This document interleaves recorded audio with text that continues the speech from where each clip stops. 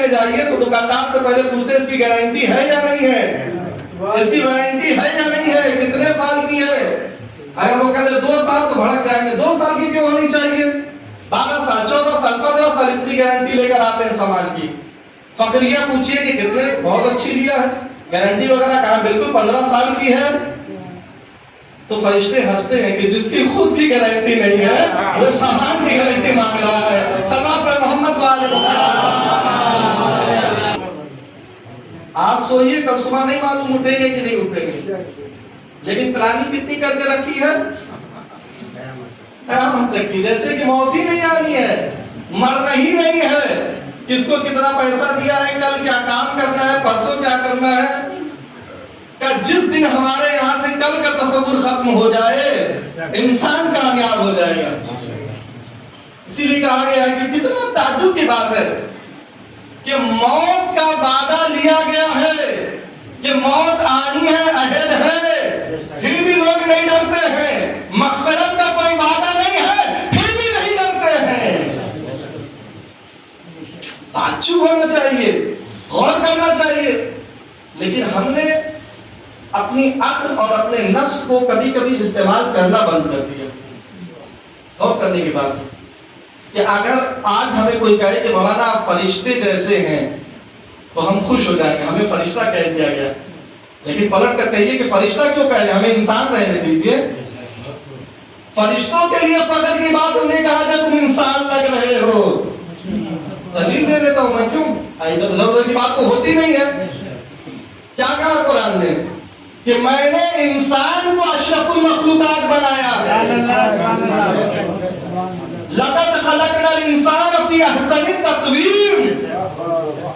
انسان کو اشرف المخلوقات بنایا گیا ہے، درندوں کو نہیں بنایا گیا، چرندوں کو نہیں بنایا گیا، جانوروں کو نہیں بنایا گیا، فرشتوں کو نہیں بنایا گیا۔ فرشتوں کو حسد کس بات کا تھا؟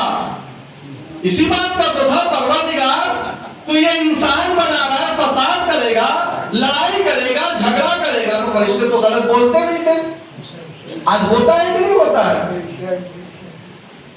فرشتے نے کون سا غلط بولا تھا یہ بتائیے؟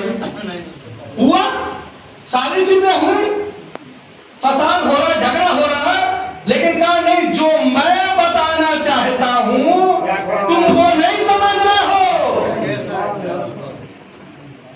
جو میں دکھانا چاہ رہا ہوں۔ شیطان کو سجدہ جو کہا گیا تھا، فرشتوں کو حکم دیا، جو شیطان نے منع کیا وہ جناب آدم کا نہیں تھا۔ کس نے کہا آدم کا سجدہ تھا؟ پروردگار عالم دیکھنا چاہتا تھا کہ کون میرے حکم کی تعمیل کرتا ہے، کون نہیں کرتا ہے، ورنہ پروردگار عالم کسی کا بھی حکم دے سکتا تھا۔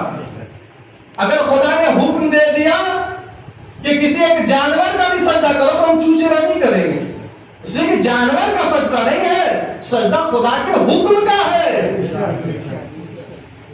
لیکن ہم نے کیا کیا؟ اللہ نے جانور کو کیا دیا؟ عقل دی ہے؟ نہیں دی۔ نفس دیا ہے، عقل نہیں دی ہے۔ فرشتوں کو کیا دیا ہے؟ عقل دی ہے، لیکن نفس نہیں دیا ہے۔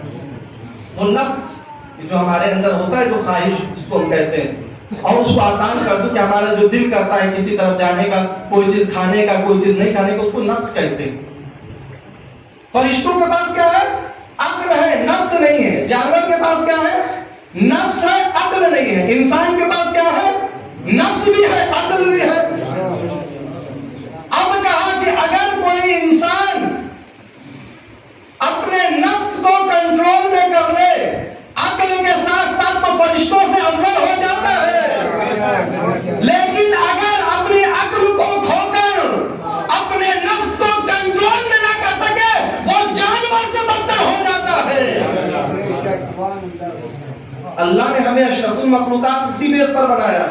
فرشتے نے اشکال کر دیا، پروردگار یہ انسان کو تو افضل بنا رہا ہے، ان کے اندر تم نے نفس دیا ہے، ہم کیوں نہیں افضل ہیں؟ کہا جاؤ، تم نے نفس تھوڑی دیر کے لیے دے دیا، دنیا پر بھیج دیا، جیسے ہی آیا تاریخ کا جملہ گناہ میں ملوث ہو گیا، ہاتھوں کو جو دیا، پروردگار ایک دن نہیں رک سکتا ہوں، وہی تصدیق کرتا ہوا ٹھیک تھا، وہی ٹھیک تھا۔